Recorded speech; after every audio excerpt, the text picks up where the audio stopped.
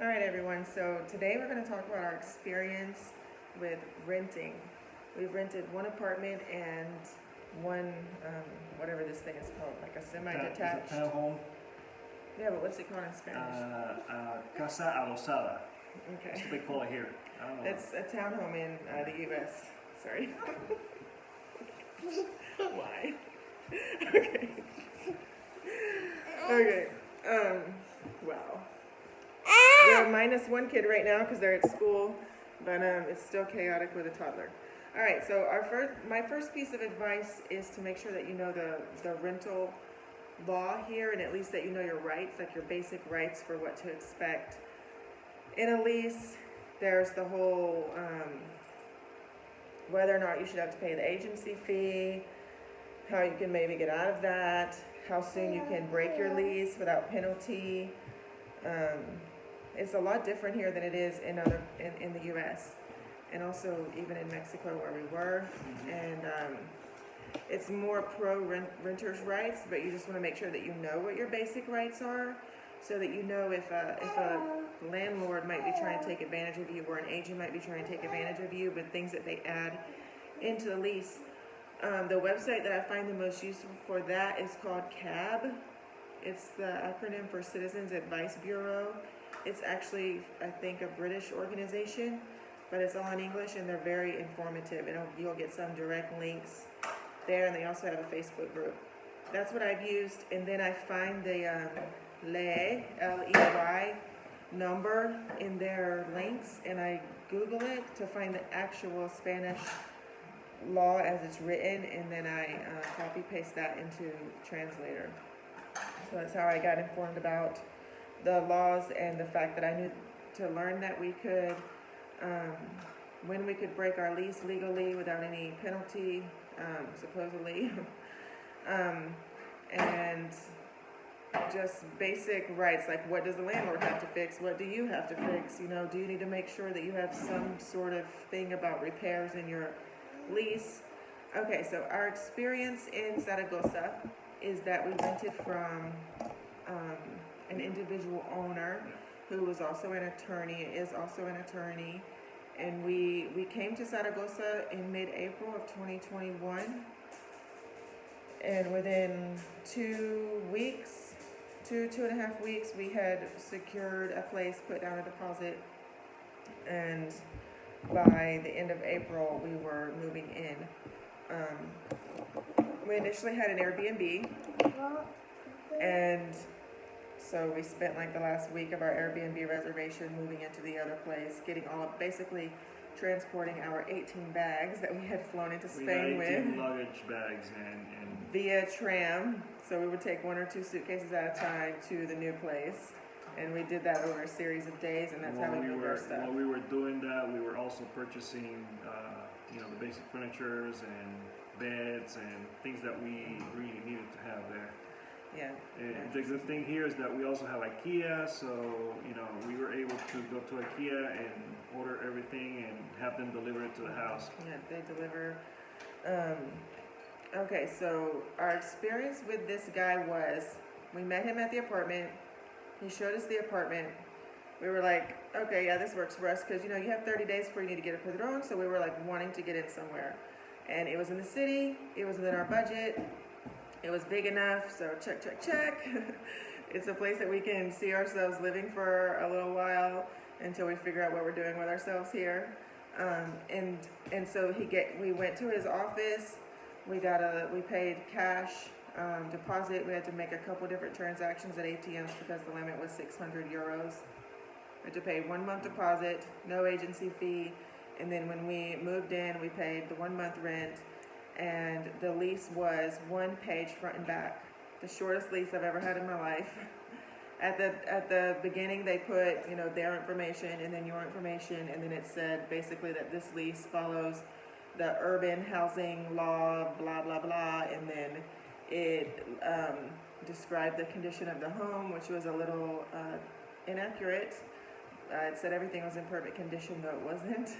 Yeah. But anyways, not getting into all of that, just trying to share how we found the place and what happened. We found the place, we were looking on Idealista and Habitaclia. I think I found this place on Habitaclia.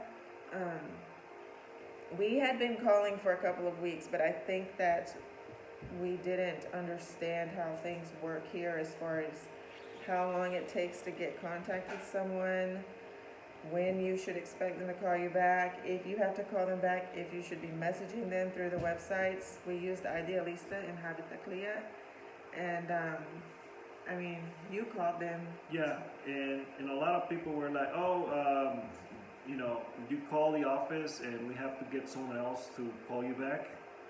So the person that is in charge of that property is supposed to call you back because they don't have a centralized There's no MLS or anything like that. You know, people where, don't share information. Yeah, every homeowner goes to an individual company, and that company is in charge of, you know, listing your property on multiple markets, I will say, you know, for renting homes. On different websites. Yeah, and so you contact this person and they're like, oh, I have to get someone else to call you, and then if you're lucky, they can call you, you know, and they'll call you back maybe within 1 or 2 days, so don't expect to get a hold of the person the first time you call them. And I recommend sending the email that's on the website. You can send an email to them through the contact form, and then calling them, because some of them will call you back off the email and some of them won't, and some of them will only call you back if you call them. Don't call during siesta hours. Don't expect to get any callbacks or contact with anybody on the weekends. And expect the possibility that you might be asked if you want to look at a property at 8 or 9 o'clock at night. Be ready to walk away from something if it doesn't fit your basic criteria. There's lots of rentals out there, and gosh, so we called a lot. We called a lot of properties in Zaragoza. We didn't get through to a lot of properties. We were like, are we ever going to find somewhere to live? This is taking a lot longer than we expected. If there's a holiday, everything is drug out. Mm-hmm. So it was all a huge learning curve. Weekends, renting there. Don't be expecting that you're gonna be seeing a property on the weekend, because Saturday comes, nobody answers the phone. Sundays they don't work either. Yeah. And it's not like in the U.S. where realtors are basically. Then they will tell you, you want to look at the property in the morning, and I'm like, yeah, sure, you know, what's a good time for you? I'm like 10 o'clock in the morning, and they're like, oh no, I was thinking more like 12, 1 o'clock, and I'm like, well, that's not the morning, it's afternoon. And so that was something also that I have to ask, you know, in the morning or in the afternoon, you know, what time, you know, make sure that you're, you know, talking time with them, because they will say the morning and it's not the morning. Yeah, so we ended up leaving Zaragoza, as you know, if you've been watching our videos, and we gave, we gave a 30-day notice. I think it was at the 7-month mark. We haven't gotten our deposit back. We've been gone for almost a month from there in 2 days. They're supposed to have 30 days after you leave to give you your deposit back. But that might be 30 days after the end of what your lease would have been, which if we left in mid-December, but we paid through the end of December. So we haven't heard from the guy. We left our keys with the doorman per the owner telling us to do that, and we haven't heard from him. So you have to follow up with that and see what's going on with our deposit. He was supposed to have put our deposit into a special account, which you will read about if you go to look at your renter's rights for Spain. So learning from that situation, the next place we moved to, when we were moving to Murcia, we came in mid-November. Mm-hmm. We were planning to come on a Saturday and look at properties on Monday, Tuesday, and maybe Wednesday. So on Thursday, while we were still in Zaragoza, we started making phone calls with the expectation that no one would return our phone calls until Friday or Monday, and then they would potentially want to make appointments that same day or the next day. So we kind of knew how they worked. We had been looking for properties in Zaragoza, Barcelona, over the months before we made it to Murcia. So we also had some experience with how long it takes to make contact with people, how long it takes them to respond to you, and when they tend to prefer to show properties. So we had been doing this for months, so we were very prepared with our expectations in coming here and knowing that we didn't want to stay here for 2 weeks looking for a place. Yeah. So we started making, he made the phone calls. I found the properties mostly. He made the phone calls on Thursday. I don't think we got a hold of anybody, like, actually a voice on the phone. And then Friday, I think we made contact with some people, and we had I think one appointment lined up by the time we left Zaragoza on Saturday. Now we know that all weekend we're not going to get a hold of anybody.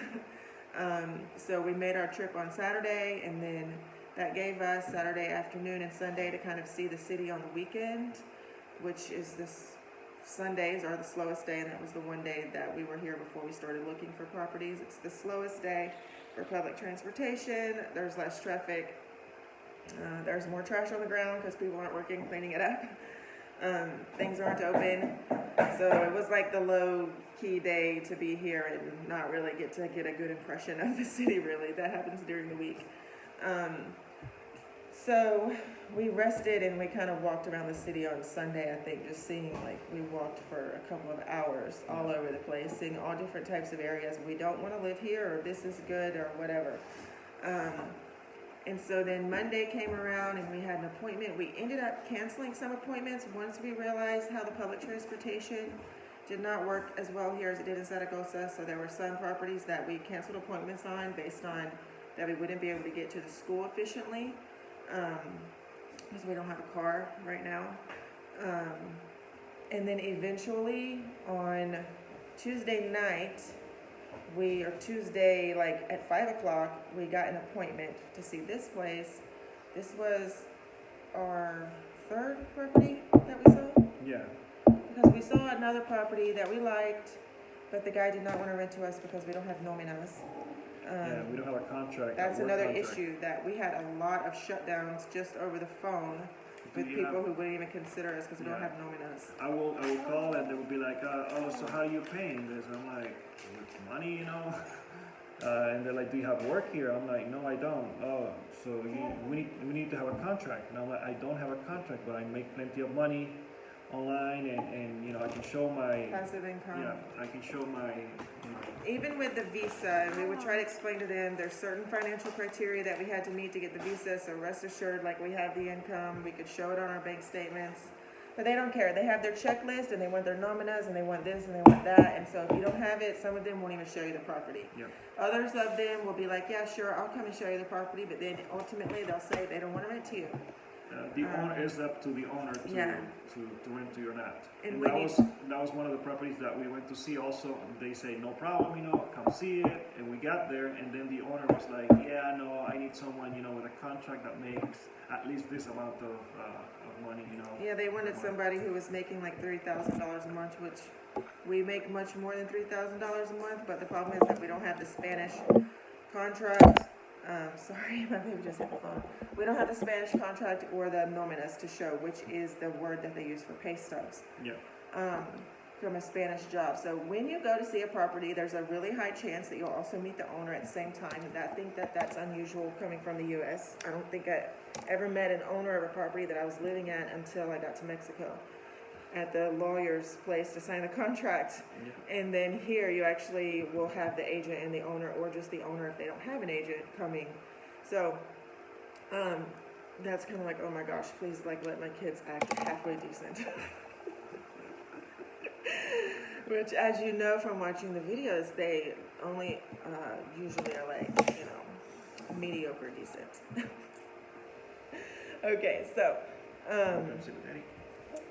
that guy turned us down based on the criteria. And his agent was annoyed because she said, this guy would rather have someone making, a third of the income that you guys make, but just because you don't have nóminas, he won't rent to you. But, whatever, we have to move on from that. So then we started getting creative. We really needed an office with a fourth bedroom, so we started looking for 3 bedrooms with an office space, or with an attic or a basement that we could use as an office, even if it wasn't exactly closed off. That's how we found this place. It doesn't have the 4th bedroom with a door to use as an office, but it has the 3rd floor space that is apart from where the bedrooms are and apart from the living room. So we were able to make this work for that reason. So you might need to think outside of the box, just because you might not have the checklist of criteria that the other people are wanting. This place also is about 500 euros less than the one that we were looking at where the guy turned us down, so I'm not mad about it. All right, so let's talk about how we came here. We looked at this place. It was with an agent and the owner. The owner lives on the beach, so they made the appointment at 5 o'clock when they got a hold of him. He said when he could come, so it was like, actually, no, the appointment was at 5. It was a few hours before that they contacted us and told us, he could meet us at 5. That they asked me if we can make it over here, and it was literally like 5 minutes away from the hotel that we were staying at. So we were like, yeah, no problem, we can make it. Yeah, so that was a 3-hour notice. I'd want to throw in when I'm thinking about it, if your city that you're moving to has a tram system, I highly recommend trying to live near it. Hang on. Trying to live near the tram. It really helps with getting around. Hang on, we'll go outside in a second, okay? Okay, so we need to end this. So we met the guy. He said, yeah, basically I'll rent to you. He agreed to 1 month deposit, 1 month rent, paying the 1 month rent, paying the 1 month deposit. And then, of course, they want us to pay the agency fee. Which agency fee is actually 1 month it's 1 month of rent. At some places, it's half a month of rent. And I'm going to discuss exactly what happened here with that when we get to it. So the guy we had an agreement. We had a verbal agreement between the three of us. And so then we went to the agency's office. And we got there, and when we got there, the lady who brought us, went and sat down at what I think is a secretary desk, and sent us into another room with a door and a table and all, official looking, and a completely different lady who wasn't there when we were there and was apparently the agent. And she was all Spanish, very aggressive, very vocal and speaking loudly, not what you're used to when you're from the United States when you're in a negotiation or just coming to rent a place and you think you're about to sign a lease and pay a deposit. So you have to keep your cool. You have to not take it personally because that's just their culture and how they talk, which you'll find that out soon enough. And stand your ground. We had boundaries. We weren't going to be paying months of rent in advance because we didn't think that was fair and we didn't want to be taken advantage of. If we're going into a situation where someone wants that much money from us, then they don't trust us. And so we don't want to pay someone rent that doesn't trust us right off the bat. I had talked to the owner, and I told him, my situation has been that, people want to take advantage of us. They want us to, give them months and months and months of deposits, and we're willing to do that. I can pay you months ahead of, hello? Just keep talking. Months ahead of, of rent, but not as a deposit. It needs to count towards and our rent. And he was like, no, I only want 1 month of deposit, So I had agreed with him. When we got there, the lady's like, before the owner got there, it was just us and the agent, the new agent, which we thought we were meeting with the agent. She wasn't the agent, so now we're dealing with the agent, and it's just us and the kids, and it's 7 o'clock in the afternoon and everybody's tired and it's bedtime. So the lady goes, you could pay, a few months of deposit. And I'm like, yeah, I could, but I'm not going, I could. He was starting to say, but I'm not going to. And the owner walked in and the lady's like, he says he can pay 6 months of deposit. And I said, I was like, no, I didn't say that. I was just repeating what you said. I'm not saying I'm going to. I just said, yeah, I could, but I'm not going to. And I already agreed with the owner that, and the owner's like, no, I don't want them to pay me 6 months or whatever. So it's just like, I'm trying to protect you. And I'm like, you don't need to protect him, I'm going to be here, and I'm going to be paying my rent. Besides that, you have 2 months of rent, basically 1 month in advance and the other month in deposit, so you can keep or whatever. And the owner's like, I'm fine with that or whatever. And she kept pushing the owner to get more money from us. And at the end, I told him, I'm not willing to give you money, as a deposit. And he's like, I don't want it. And I said, okay, well, we'll do this like this. And we had in advance discussed 3 different types of scenarios that we would be willing to do, starting with what we thought was best for us in any situation, whichever the rental was, and then one that was a little bit more money, and then one that was the bottom line of what we would do and never go past that. one of them was to pay a deposit that would count towards our end of the year rent, not be a deposit that like we would not get back, not be treated as a security deposit, but be treated as the last month's rent. Yeah.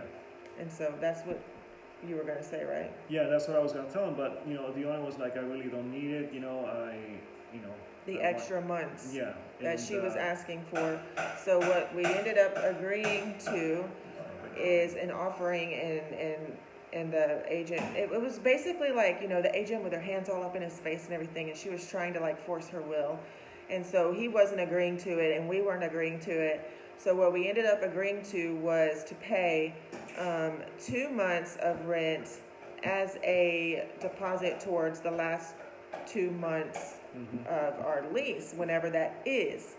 The thing is that the law says you only have to give a 30-day notice. So I said it needs to be in the lease that of those 2 months, one of them goes to the 30-day notice month, and the next one is paid to us when we leave, because that's not a month of rent. If, that would insinuate we're giving 60 days notice. We don't have to legally give 60 days notice, so we don't want to agree to that. And we don't want to be like, that month goes here, but then how do we get the second month of rent back legally, So we had it put in the lease that when we move out, that he would give us that second month of rent that we paid him. He would return it back to us on the spot. So then that treats only 1 month deposit as a security deposit, that he would then have the 30 days past the lease to return to us.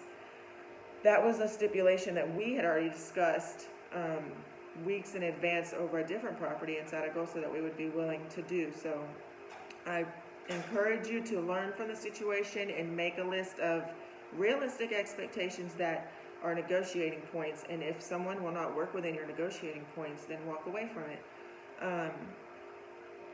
The agency fee with this agent, up until the day that we needed to pay it, it was the 1 month's rent plus IVA, which is the taxes. At some point, like a day before or something, she called and asked, we probably need to get him away from that, Jonas, come here, babe. so it doesn't slide and hit him. She called and asked, do we need a factura, which is a receipt. The point is that if we said no, we wouldn't have to pay taxes on the agency fee. We wouldn't have to pay the 21%. If we said yes, we'd have to pay the 21%. So we saved money that way by saying no, we don't need a receipt. It doesn't count for or against you. It's paid to them as like a business fee. And what did they do for us with that? Because it feels like, oh my gosh, I'm paying an agent to rent me a property that the owner should actually be paying that. But they did line up all the utilities for us. They came over here and got the money. We didn't have to go to them. They did try to get us at one point to come to them, but we just kept telling them, no, you need to come to us. We're paying you this money if you want to come get it. And all the little utility bills, they lined up. We didn't have to do any of that. So, especially if you don't speak Spanish, it would be very helpful to have them doing that for you if you want to see some value in that fee that you probably are going to have to pay. But read the law and find out how you can get out of paying it, and if you can. But it's customary here to pay it, whether you think you should or not. Is that all? We signed the lease. Yeah, we signed the lease That's how we over paid the phone. Yeah, we did everything over the internet, through email, once we got back to Zaragoza. The day that we did the seeing of the property over here with the owner and everything, we went to the agency's office. The day after that, we had to leave. We paid the deposit. We paid $300 of 850 rent. We paid 300 euros of deposit, which we just got out of the ATM on the way to the agency. We got a receipt for that, and then the agreement was by December 1st that we would pay the first month's rent. And our lease here started December 1st. We went back to Zaragoza, and then from there we did all the paperwork over the phone and through email and everything, and we had to read the lease, and we had some things changed. Oh, this isn't written in there. This isn't written in there. That's not written in there. Making sure everything was right. We were much more outspoken this time than we were last time. One, because we knew better, and two, because we weren't in a rush to get on a padrón with a visa. Yeah. So we did all that, over the internet and over the phone, and by the time that we got here, we already had the property. They delivered the keys to the hotel that we stayed that night. they were there when we got there. And that was it. I mean, it You was already had called Movie Star to have internet to Yeah. be arranged to be set up. So they delivered the router or the internet while we were still traveling over here. So we, sorry, I hope you can hear me with all this Yes. paper rattling. He's shaking this paper. I'm almost done. But anyway, they delivered that stuff. Just ask. If something is going to be more convenient for you, if it's done a certain way, ask. That's the thing with Hispanic and Latin American countries. There's not like a set of rules that are strictly followed. Ask questions. Ask for something if you want it. You know, be direct, but respectful, and you probably get whatever it is that you're looking for. All right, so that's it.